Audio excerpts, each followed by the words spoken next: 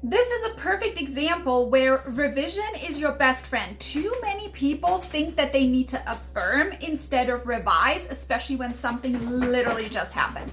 So in your case, you had an argument, SP changed their mind and said, you know what, I want nothing to do with you. Revise the argument. It never happened. They never said that. Y'all are in the same space that you were before, and this is like a little, how am I supposed to say this? It's almost like you writing something and then you making a mistake and then you're taking, what is it, like you're rubbing it, no, you're erasing it, you're using an eraser to erase it. That's what you're doing. Stop.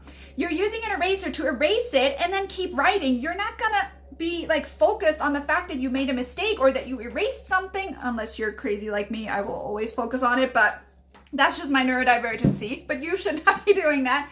You need to focus on whatever you had before and whatever you want after. That middle part does not exist unless you give it the attention that you're currently giving it by affirming it, by writing it down, which obviously, yes, I understand you did that because you want advice. So don't think that you like made a mistake because of that.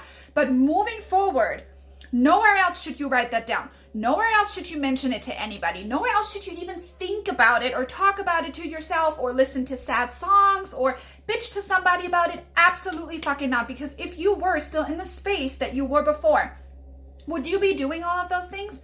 No. If you took an eraser and you erased that part of your journey with this person, we would not be talking about this. And this is where you need to be. So if you've affirmed before and things were going great, because this is all self-concept, right? This is not story about them. This is about one argument was enough for me to not be enough anymore. This is what this is about. So you have to really understand that this is about you and only you. You can erase this part. You can keep affirming what you've been affirming, but you need to really start affirming for yourself that you are good enough, and that one small argument or one fight or whatever the case may be, right? Whatever the case may be, is not gonna break apart your relationship.